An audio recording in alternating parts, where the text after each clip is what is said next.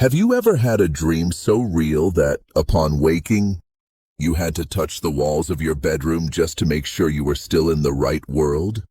Now imagine, what if, on that night, someone had told you, with a calm, almost maternal voice, to not sleep no matter what?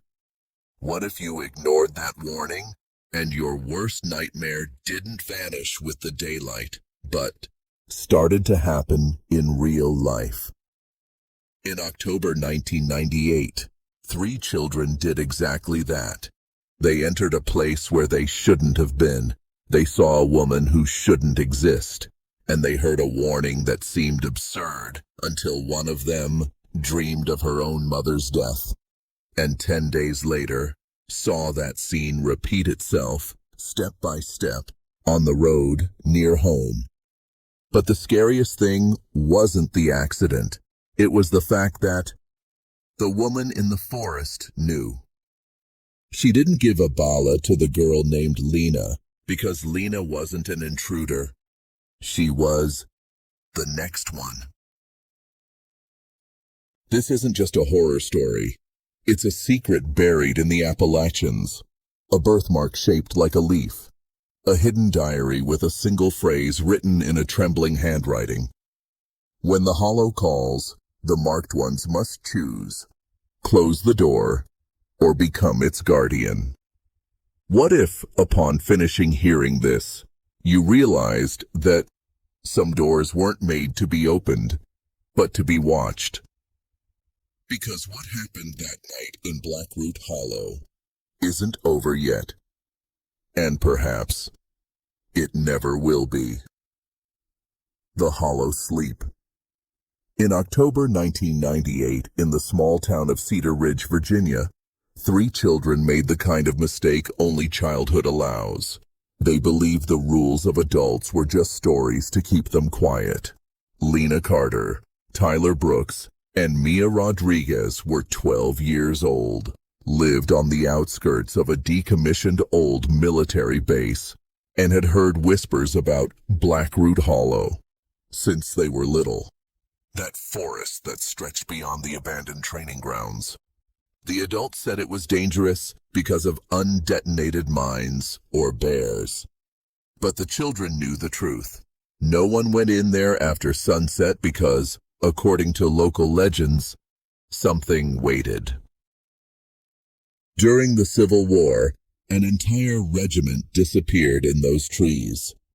In the 1930s, a healer named Eleanor Voss was run out of town accused of witchcraft. They said she fled into the hollow and never returned. That night, driven by boredom and childhood courage, the 3 crossed the rusted fence. The air was cold, damp, heavy with the smell of rotting leaves and wet earth. They heard distant howls, maybe coyotes, maybe not. Mia, ever the skeptic, insisted it was just imagination.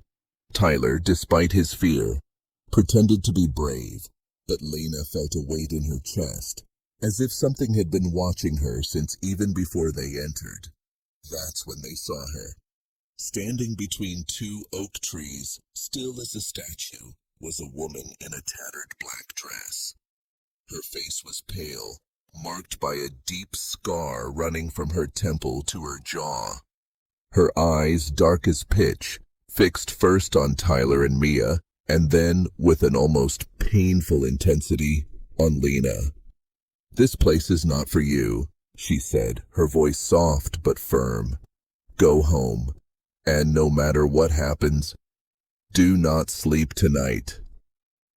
She extended her hand. On her palm were 3 small bundles wrapped in yellowish wax paper.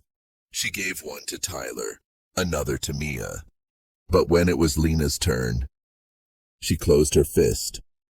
Tyler, trembling, asked, "Why can't we sleep?" The woman smiled, not with malice, but with an ancestral sadness. "Because if you sleep, your worst dreams won't stay in bed. They will walk." Before they could respond, she turned and disappeared among the trees as if she had never been there. They ran back to the base, their hearts beating like war drums. That night, Mia, despite her exhaustion, stayed awake, reading comics until dawn. Tyler, exhausted from fear, fell asleep just after midnight and dreamed he saw his mother being hit by a military mail truck on the bend in the base road, exactly like it happened every Friday when she went to pick up packages. Lena also slept. She dreamed she was in a black car, being taken away. Her parents were by the roadside crying. Her mother in a red dress she never wore, her father in a wrinkled dress shirt, as if he had worked all night. When she looked in the rearview mirror, she saw the woman from the hollow, waving, with that same sad smile. The next morning, they laughed about the silly nightmares. Until, 10 days later, Tyler's dream came true. His mother was hit by a truck on the same bend, the same type, at the same time. She died instantly. Lena was sent to live with her maternal grandmother in a remote cabin in the Appalachians. Her grandmother, a woman of few words and calloused hands, touched the leaf-shaped mark behind Lena's ear and said only, "She saw you. Now you belong to the threshold." With time, Lena buried that memory. She grew up, went to college, tried to live a normal life. But at 20, the dreams returned. Always the same elements: the road, her parents crying, the woman in black, and whenever the hollow woman appeared, something almost happened. A car swerving inches from her, an early diagnosis of appendicitis that saved her life, a neighborhood fire contained before it could spread. Intrigued, she returned to her grandmother's cabin after her death. In the attic, she found a wooden chest full of dried herbs, crow bones, and a leather-bound diary. On the yellowed pages were drawings of the woman in the black dress, and phrases written in a trembling script. The hollow does not punish. It balances. 3 cross the line. 1 stays awake. 1 pays the price. 1 is marked. When the hollow calls, the marked ones must choose: close the door or become its guardian. Lena understood then why the woman hadn't given her the bundle. It wasn't rejection. It was recognition. The mark behind her ear wasn't an accident. It was an inheritance. Her ancestors, Appalachian healers, had been guardians of portals like Blackroot Hollow. The woman in the forest wasn't a monster. She was the last guardian. And now, she was waiting for Lena. That night, Lena dreamed again. But, for the first time, she didn't wake up afraid. In the dream, she walked up to the woman and asked, "What do you want from me?" The woman extended her hand, not with a bundle, but with a key made of oak root. "It's not what I want," she replied. "It's what the world needs. The door is opening. Someone has to close it, or someone has to stay on the other side." Lena woke up with the taste of wild honey in her mouth, and for the first time in years, she wasn't afraid. Have you ever stopped to think, how many childhood rules were actually warnings in disguise? Don't go into that place. Don't talk to strangers. Don't sleep after what happened. Perhaps they aren't superstitions. Perhaps they are memories of something that has already happened before and is about to happen again.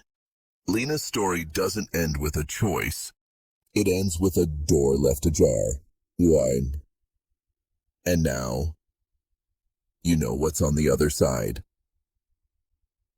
But here's the question that lingers in your mind.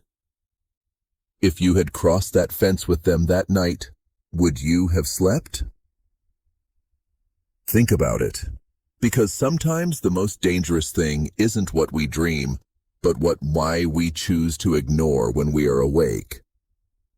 If this story touched you, even for a moment, let us know in the comments. What would you have done if the Hollow Woman had looked directly at you and refused to give you the bundle? And remember, not all dreams need to be forgotten.